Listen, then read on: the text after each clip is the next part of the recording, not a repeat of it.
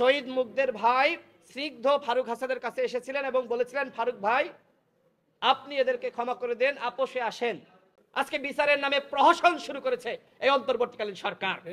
ফারুক হাসান হাসপাতালের বিছানায় কাতরাচ্ছে, তার পায়ের লিগামেন্ট ছিঁড়ে গিয়েছে, আর ওই আসামিদেরকে জামিন দেওয়া হয়েছে। জামিন পাওয়ার পরে এরা দুধ দিয়ে গোসল করেছে। এই 7 দিন ধরে ফারুক হাসান হাসপাতালের বিছানায় কাতরাচ্ছে। আপনারা দেখতে পাচ্ছেন যে তার পায়ে ব্যান্ডেজ করা হয়েছে, সেখানে লিগামেন্ট ছিঁড়ে গিয়েছে। এটি অত্যন্ত দুঃখজনক। ফারুক হাসান হাসপাতালের বিছানায় লিগামেন্ট ছিঁড়ে যাওয়ার কারণে কাতরাচ্ছে। তার কপালে দেখতে পাচ্ছেন সেখানে 5টি সেলাই লেগেছে, টিপ ছুরি দিয়ে আঘাত করা হয়েছিল, অর্থাৎ কোপ দেওয়া হয়েছিল। ফারুক হাসান 7 দিন ধরে হাসপাতালের বিছানায় কাতরাচ্ছে, অথচ এই সরকার রাষ্ট্র সংস্কার করতে চায়, বিচার বিভাগকে স্বাধীন করতে চায়, কিন্তু আসামিদেরকে 7 দিনও গ্রেপ্তার রাখতে পারল না। আমরা তীব্র নিন্দা এবং ধিক্কার জানাচ্ছি। যেখানে সরকারের উচ্চ পর্যায় থেকে আমাদেরকে সহযোগিতা করলো, সেখানে এর থেকে বড় উচ্চ পর্যায়ের আর কারা রয়েছেন যারা আসলে অজামিনযোগ্য মামলায় এইভাবে আসামিদেরকে জামিন করিয়েছেন।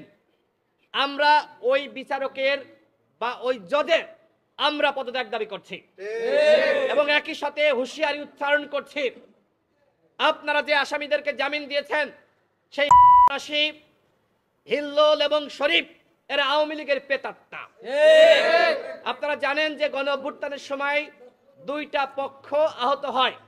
একটা গণ অভ্যুত্থানের পক্ষের শক্তি, এখানে সেলিম ভাই, এহসানুল হুদা ভাই, ফারুক হাসান, আমি সহ আমরা যারা রয়েছে আমরা গণ অভ্যুত্থানের পক্ষের শক্তি।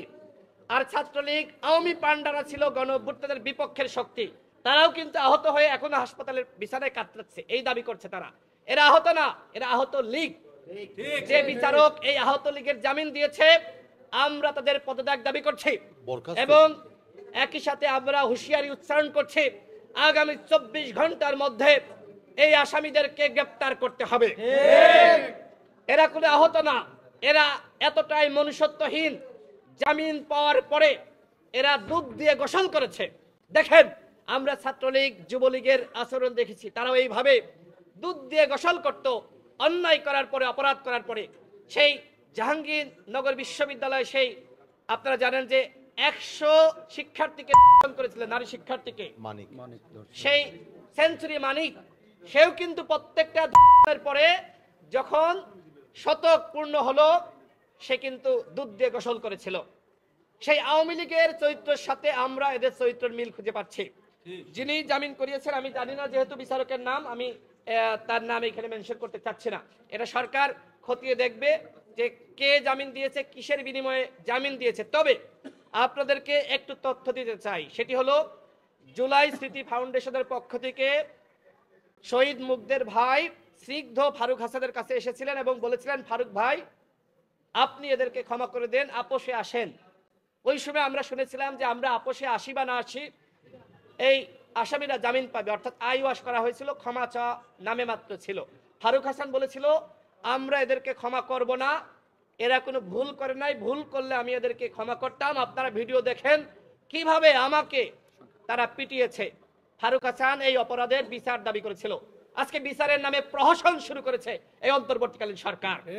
ফারুক হাসান হাসপাতালের বিছানায় কাতরাচ্ছে, তার পায়ের লিগামেন্ট ছিঁড়ে গিয়েছে, আর ওই আসামিদেরকে জামিন দেওয়া হয়েছে। ডক্টর ইউনূসকে আমরা বলছি যে আপনি খতিয়ে দেখুন